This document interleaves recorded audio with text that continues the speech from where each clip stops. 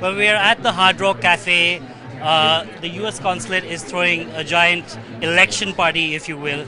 And I'm joined by Hans Klick, who works at Global Citizen, which is a non-profit organization. And I'm also joined by Greg, who's the owner of the Barking Deer.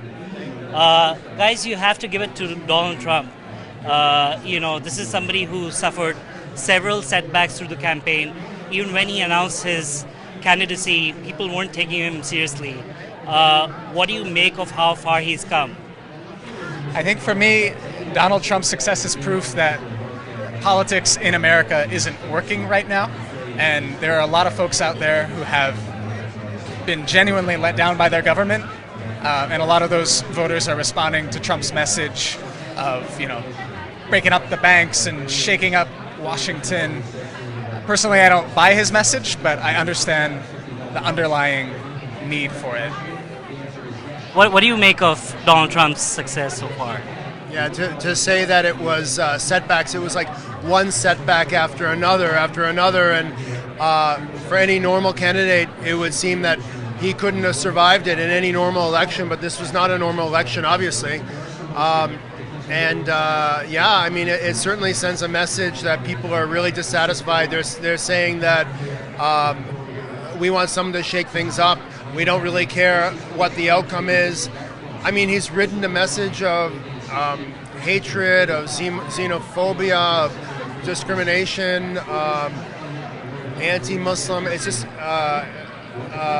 misogyny. I don't know what to say. I'm speechless to see that he's leading in so many of these states that should have been wins for Hillary Clinton.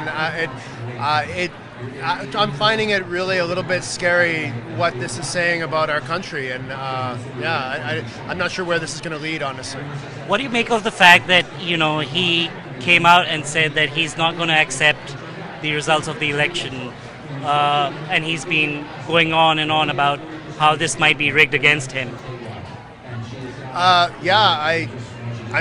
think if he loses, it's going to be close. It's looking like it's going to be very close now if he loses. So I think that actually he probably will contest the election. And I think that that's a very, very dangerous precedent to set in our country. We've been the longest standing democracy in the world for a very good reason, that politicians, when they lose, they accept the results and they don't try to lead a coup. And if this is what he thinks he needs to do, then it really could endanger democracy as we know it in the United States.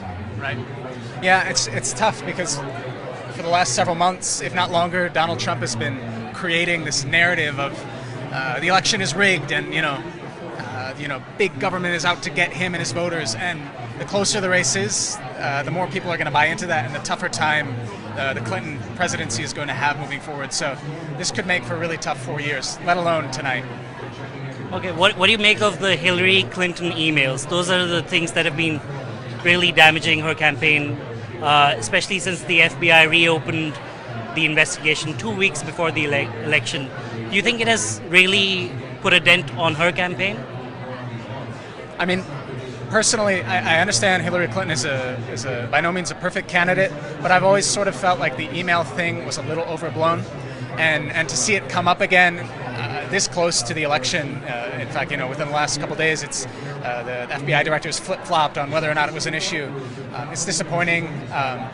Ultimately, I don't know if the latest turn of events changed too many hearts and minds, because I think by that point, people have pretty much made up their minds, but it's frustrating to see that issue continue to rear its head.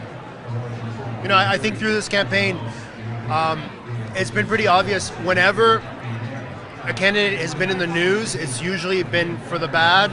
So even if the email campaign sort of solidified people's thoughts, just the fact that she was in the news with this scandal, if you call it a scandal, it seems a little bit of a pretense to me, but it was bad for her. I think that there were probably some votes that were undecided that may have swayed to Trump just because there was talk of this, and it reminded the American public of some preconceived notions that they might have had of Hillary Clinton, which, debatable.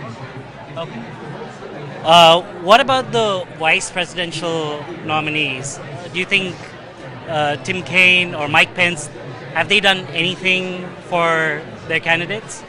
Yeah, I think usually presidential nominees, the general rule is to do no harm, and I think with these two candidates, they were very good choices as far as that goes. But it looks like, from what the results came in just now, that Kaine was a bonus to Clinton because she carried Virginia, and she's not carrying too many of the other of these states. Oh, she was just announced winner in Colorado, which is a good thing.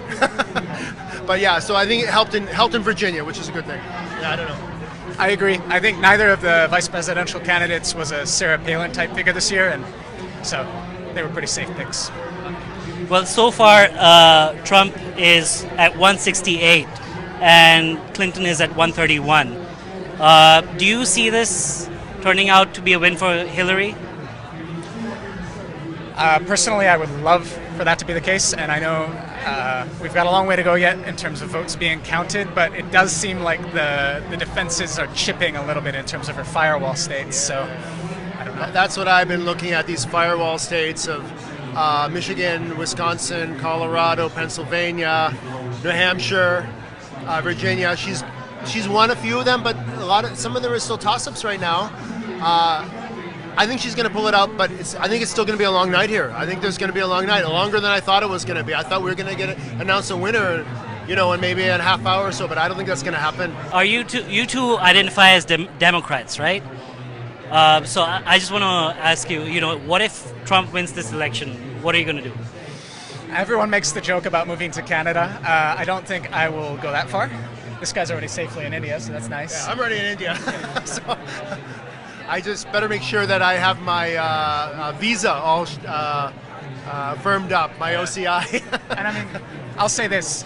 It's been really tough for the last year and a half. This has been a very divisive election. It's turned a lot of people against each other. And I mean, personally, I come from a family with both Trump and Clinton supporters. So ultimately, at the end of the day, no matter what happens, we got to find a way to come back together as a country, or else we're just going to tear each other apart for the next 4 years. Okay, well, there you have it. It's still pretty close. Trump's leading, but it's still anybody's race. This is Rohit Pathak for Bloomberg Quint.